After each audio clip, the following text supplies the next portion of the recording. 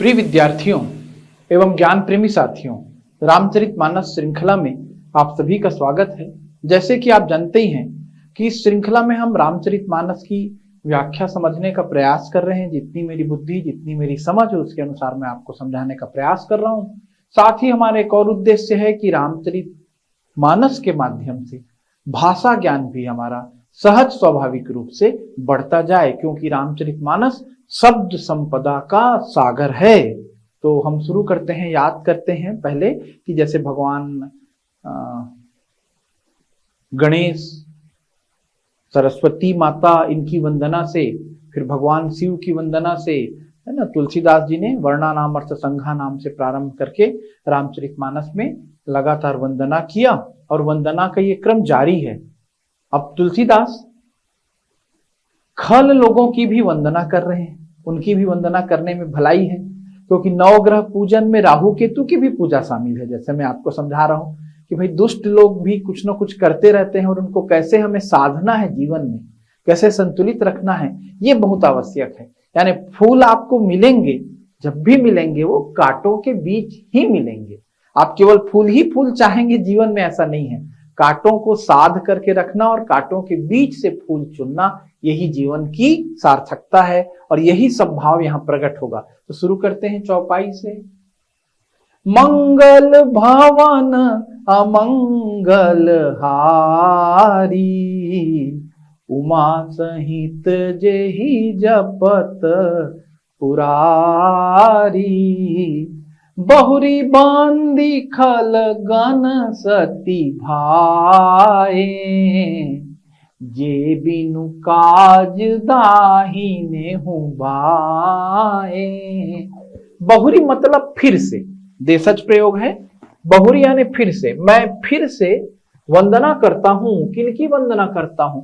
बहुरी बंदी, बंदी यानी वंदना करता हूं। बहुरी बंदी खल गन सती भाए, मैं खल लोगों की, गण यानी लोग, खल यानी दुष्ट, सती भाए मतलब सच्चे भाव से। अर्थ को समझिएगा, बिल्कुल सच्चे भाव से मैं वंदना कर रहा हूं, बोल रहे हैं तुलसीदास।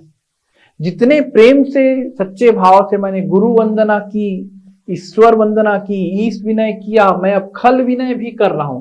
तो आप यहां पर खल शब्द का अर्थ याद रखें। हिंदी के विद्यार्थी, खल का मतलब होता है दुष्ट और खलु का मतलब होता है निश्चय ही। दोनों बिल्कुल मिलते जुलते शब्द हैं। अभी तुलसीदास जी खल विनय पर हैं और खल का विलोम शब्द लिया जाएगा जब भी, तो खल का विलोम शब्द होगा सज्जन, जैसे कि दुष्ट का विलोम शब्द होता है।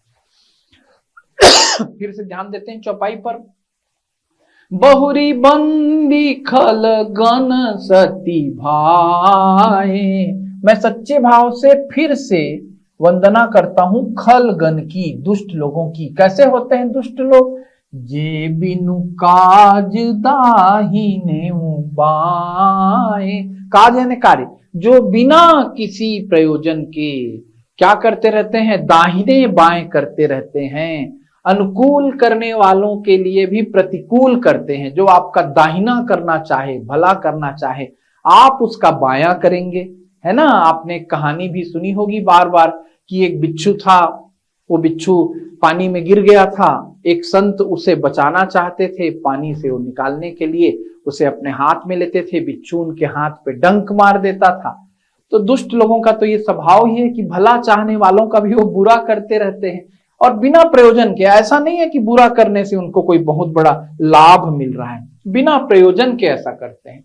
बहुरी बंदी खल गन सती भाए, जे बिनु काज दाहिने बाए, जो बिना ही प्रयोजन, बिना काज, अपना हित करने वालों के प्रतिकूल आचरण करते हैं। प्रतिकूल यानी विपरीत।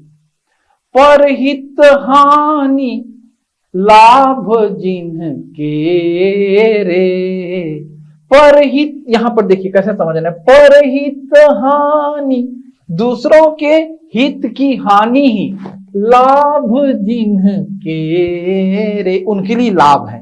यानी दूसरों को नुकसान पहुंचाना ही उनके लाभ का प्रयोजन है, क्योंकि उनका स्वभाव ही है।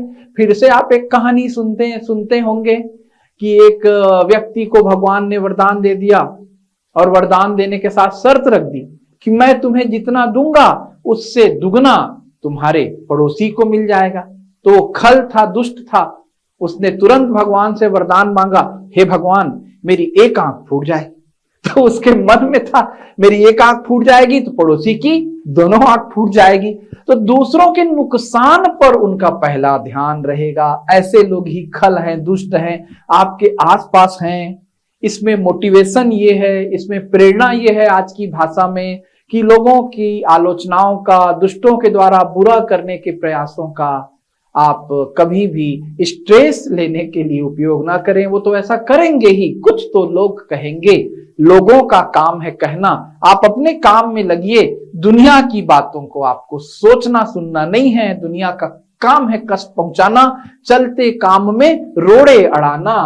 परहित हानि लाभ जिनके रे, उजरे हरस विषाद बसे रे। और किसी के उजड़ने पर उन्हें हर्ष होता है।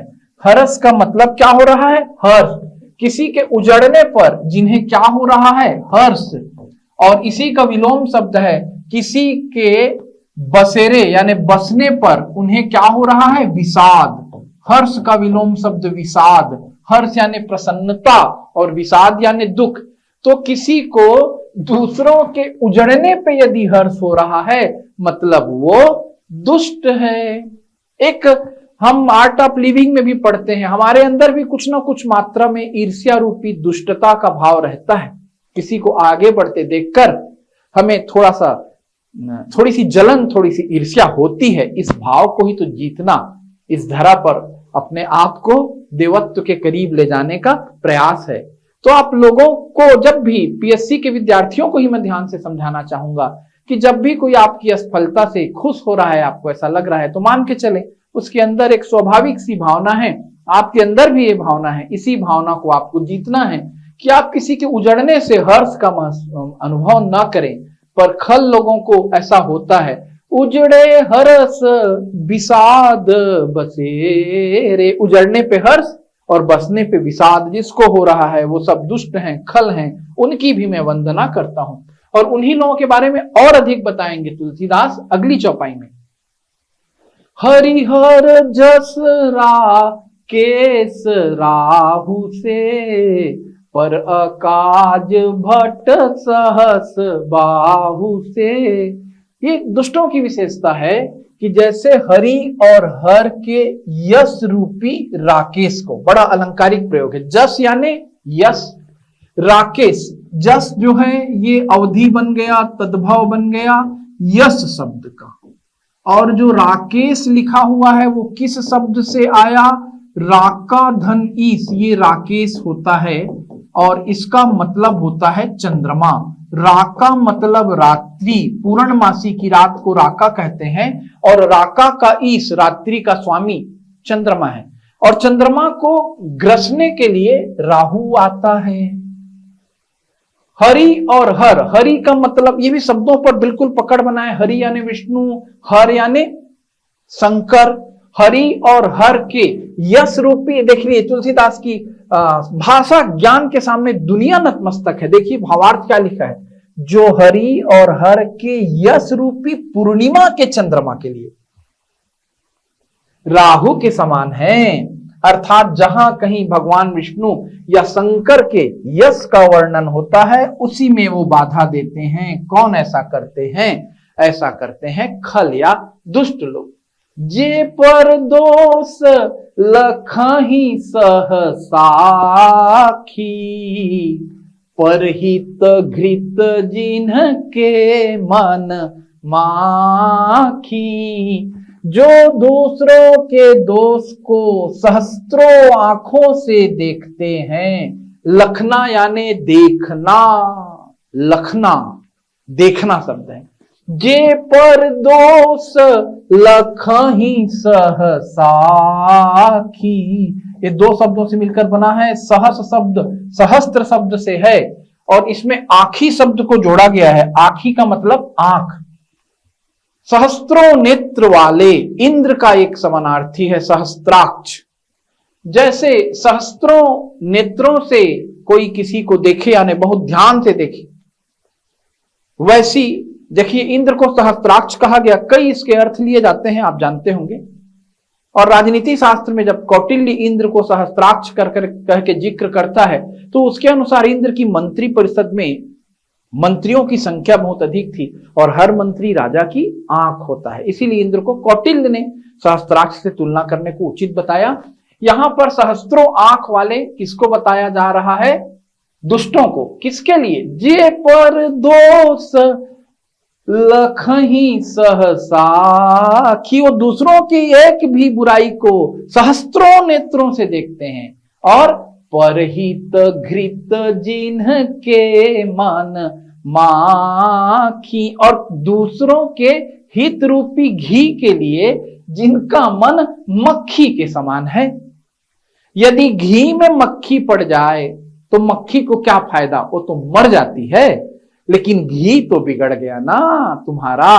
तो जो दुष्ट होते हैं वो मक्खी की तरह आपके हित रूपी घी में गिर के मर जाएंगे, लेकिन आपका काम बिगाड़ेंगे। इसी तरह की बातें यहां पर समझाई गई है। एक और छोटा मैं दृष्टांत दे रहा हूं, आधुनिक बच्चे आधुनिक तरीके से समझे। कहा जाता है कि हमारे मन में भी दुष्टता का भाव है। हमारे पास कई प्रकार के चश्मे हैं। एक चश्मा चीजों को छोटा करके दिखाता है, उससे हम अपनी कमियों को देखते हैं, हमारी कमी हमेशा हमें छोटी नजर आएगी। और उसी चश्मे से हम दूसरे की अच्छाइयों को देखते हैं। दूसरा कितना अच्छा हमारे लिए करे, क्या किया, थोड़ा सा ही तो कुछ किया, सोचते रहते हैं। दूसरा चश्मा चीजों को बड़ा बना के देखता है, उससे हम अपनी अच्छाई देखते हैं। थोड़ा सा अच्छा किए और उसको हजारों गुना बड़ा देखेंगे। और दूसरों की बुराई को भी हम उसी चश्मे से देखते हैं। किसी दूसरे ने एक गलती कर दी, एक कमी कर दी, हम उसे उस चश्मे से हजारों गुना बड़ा देखने लगेंगे। हमारा माइक्रोस्कोपिक चश्मा। और एक तीसरा चश्मा है हमारे पास जो चीजों को सही रूप में दिखाता है। हम अक्सर उस चश्मे का प्रयोग करना भूल जाते हैं। तो हम दुष्टों की तरह ना बने। दुष्ट लोग दूसरे के दोष को सहस्त्रों आंखों से, हजारों आंखों से देखते हैं। ध्यान से समझें इस चौपाई को। अभी भी खल से ही तुलसीदास जी का, खल वंदना का ही तुलसीदास जी का कार्य चल रहा है। तीसरी चौपाई पर आते हैं। तेज कृषानु रोष मही से सा,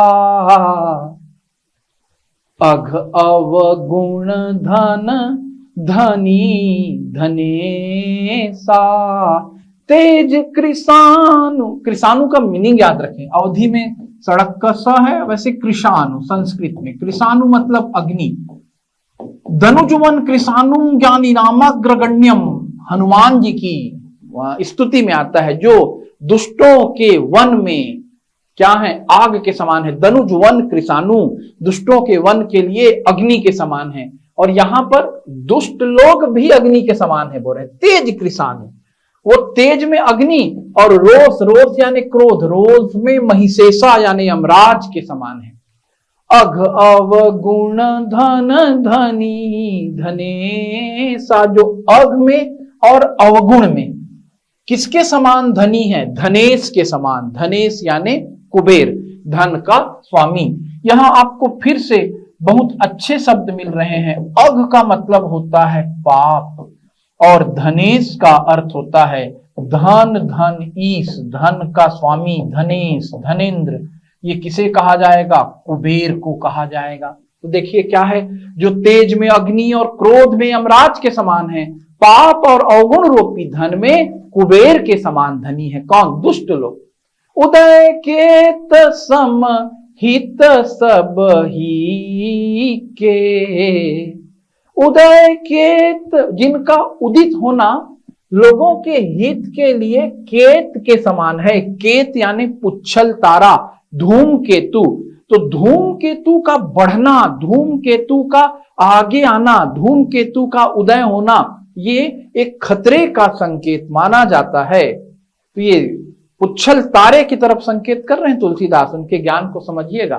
कुंभकर्ण सम सोवत नीके, और उनका अच्छा क्या होना है?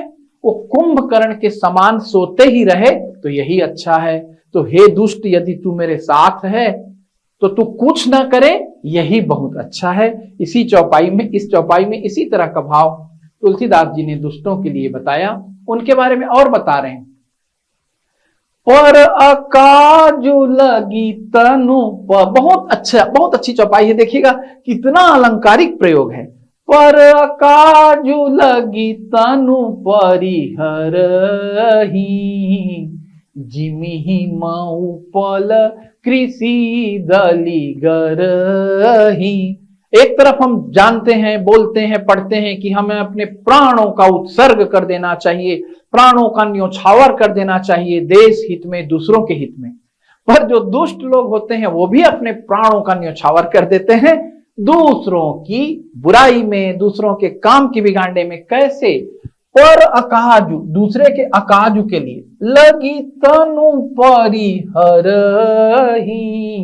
वो दूसरे के अकाज के लिए, दूसरे के काम को बिगाड़ने के लिए लगी तनु परिहरहि, अपने तन का भी त्याग कर देते हैं, परिहार कर देते हैं, परिहरण कर देते हैं, नाश कर देते हैं। कैसे? जिमिहि उपल कृषि दलिगरहि, हिम उपल, उपल यानी पत्थर, और हिम उपल यानी बर्फ का पत्थर यानी ओला।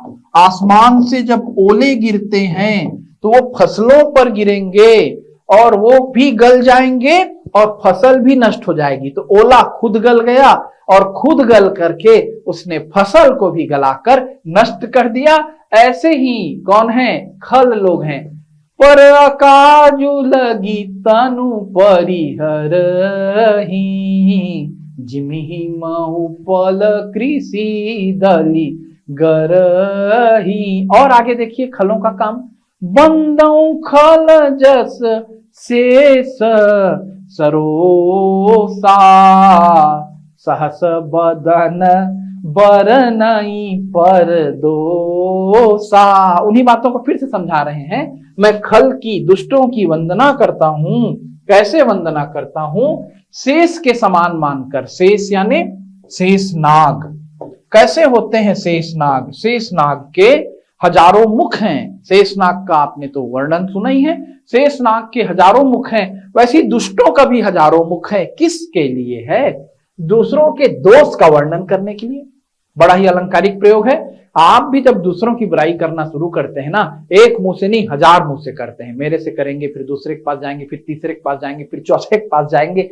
बुराई का सिलसिला चलते रहता है। भगवान हमें इस प्रवृत्ति से मुक्ति दे। दुष्टों में ये प्रवृत्ति जरूर रहती है, तो भी मैं उनकी वंदना कर रहा हूं। उनको मैं किनके समान मानकर वंदना कर रहा हूं? कह रहे हैं तुलसीदास, शेष के समान। वो सहस्त्रों मुख से लोगों की बुराई का वर्णन कर रहे हैं। और पृथु से भी अब उनकी तुलना करेंगे। देखिए, पृथु के हजारों कान थे।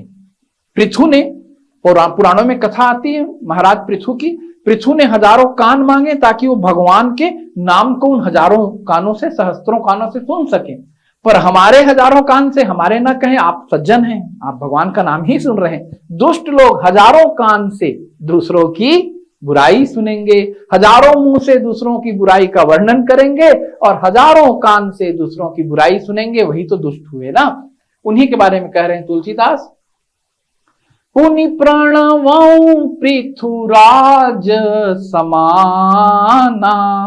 पुनः उनको राजा पृथु के समान जानकर प्रणवं, प्रणाम करता हूं। पुनि प्रणवं पृथुराज समाना, पर अघ सुनाई सहस दस काना। अघ का मतलब पाप, दूसरों के पाप को, दूसरों की बुराई को वे सुनते हैं। कैसे? 10,000 कानों से। और अघ सुनाई सहस दस काना। तो राजा पृथु ने 10,000 कान मांगे थे। मैं हजारों शब्द का प्रयोग कर रहा हूं था। 10,000 कान मांगे थे। किसके लिए मांगे थे? भगवान का यश सुनने के लिए। और वैसी दुष्ट लोग अपने हजारों कान से दूसरों की बुराई सुनते हैं।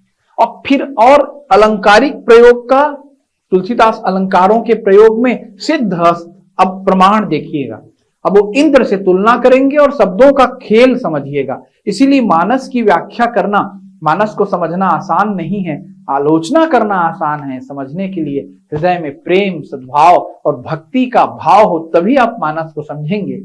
बहुरी शक्र सम बिनवऊं तेहि, संतत सुरानीक हित जेहि। फिर से मैं उनको शक्र के समान समझ कर विनय करता हूं। शक्र का मतलब इंद्र, इंद्र से तुलना कर रहे हैं दुष्टों की। कैसे कर रहे हैं देखिए अपना, यहां पर शब्दों का खेल देखिएगा बस।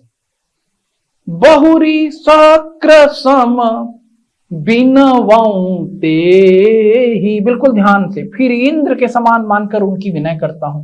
कैसे? संतत सुरानीक हित जेहि, जिनको सुरा कैसे महसूस होती है? नीक महसूस होती है। अब यहां पर सुरानीक शब्द को आप बड़े ध्यान से समझिए। सुरा का अर्थ हो रहा है सुरा, सुरा का अर्थ हो रहा है मदिरा। तो दुष्टों को मदिरा अच्छी लगती है, और इंद्र को कैसे मदिरा अच्छी लगेगी? तो देखिए, सूर मतलब देवता और अनी मतलब होता है सेना। तो देवताओं की सेना जिसको नीक लगती है उसके लिए सुरानीक शब्द आया इंद्र के लिए, और सुरा अर्थात मदिरा जिसको नीक लगती है ये शब्द आया किनके लिए? दुष्टों के लिए। और इस प्रकार से तुलसीदास इंद्र से अलंकारिक तुलना कर रहे हैं। बहुरी शक्र सम बिनवऊं तेहि, संतत सुरानीक हित जेहि। वचन वज्र जेहि सदा पियारा, सहस नयन पर दोष निहारा। इंद्र के हाथ में वज्र है, वज्रायुध कहलाते हैं इंद्र। आयुध का मतलब होता है हथियार, वज्रधन आयुध। वज्रायुध किसे कहा गया? इंद्र को। आसमान में चमकने वाली बिजली या दधीची की हड्डी से बना वज्र इंद्र का हथियार है, बड़ा ही कठोर है। और दोबारा उस वज्र का कभी भी, वज्र जैसे या उससे भी कोई भी हथियार कभी जिसके शरीर पर असर ना करे, ऐसा जब आशीर्वाद मिला हनुमान को बचपन में, तो वज्रधन अंग वो क्या कहलाए? वज्रांग। और वही शब्द फिर बजरंग के लिए प्रयुक्त हुआ बाद में, वज्रांग से बजरंग बना। तो वज्र किसका हथियार है? इंद्र का। बड़ा ही कठोर हथियार है।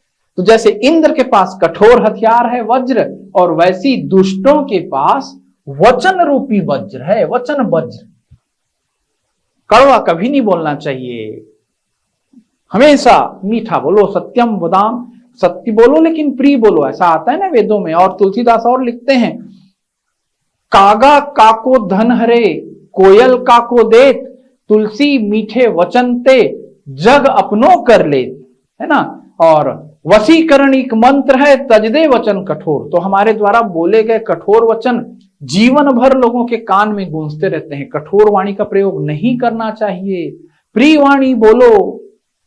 तो दुष्ट जो रहते हैं वो कठोर वाणी बोलते हैं, वज्र जैसी कठोर वाणी। तो जिनको कठोर वचन रूपी वज्र सदा प्यारा लगता है, और जो सहस नयन, सहस्त्रों नयनों से, सहस्त्रों आंखों से दूसरे के दोषों को देखते हैं, ऐसे दुष्टों की मैं वंदना करता हूं। अब चौथे दोहे पर पहुंच गए तुलसीदास जी के बाद। आवत ही हर्षय नहीं, उदासीन रिमित हित, सुनत जरहि खल रीति, जानि पानी जुग जोरी जना, बिनती करई सप्रीति। रे तुलसी बिनती करई सप्रीति।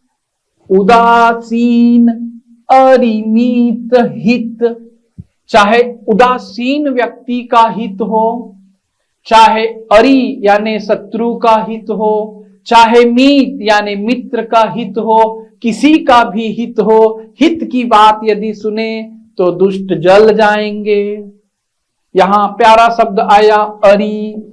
वैसे तो हम कौटिल्य के अर्थशास्त्र में जब राज्य का सप्तांग सिद्धांत और मंडल सिद्धांत पढ़ते हैं तो अरि, मीत, इन सब शब्दों का विस्तृत प्रयोग होता है हिस्ट्री में। अरि यानी होता है शत्रु। अच्छे से इस शब्द को दिमाग में बैठा लें। तो कोई साधारण व्यक्ति है, वो एक बार चलो शत्रु के हित से नाराज रहेगा, जलेगा। उदासीन व्यक्ति के हित अनहित से उसको क्या लेना देना, और मित्र के हित में तो उसको खुश ही होना चाहिए। पर जो खल है, दुष्ट है, वो तीनों के हित में जलता है, चाहे वो उदासीन रहे, चाहे वो शत्रु रहे, चाहे वो मित्र रहे। उदासीन रिमित हित सुनत जरहि खल रीति, जानी पानी जोग जोरी जना, बिनती करई सप्रीत रे तुलसी, बिनती करई सप्रीत। यह सब जानकर मैं दोनों हाथ जोड़कर उनकी वंदना करता हूं, उनका विनय करता हूं। पाणी शब्द से पानी शब्द बना है। पाणी मतलब होता है हाथ, जुग पाणी मतलब दोनों हाथों को जोड़कर, मतलब मैं दुष्टों के बारे में सब जान रहा हूं, फिर भी उनको हृदय से नमन करता हूं। इसके बाद की चर्चा अगली चौपाई से अगले वीडियो में होगी। धन्यवाद। जय श्री राम।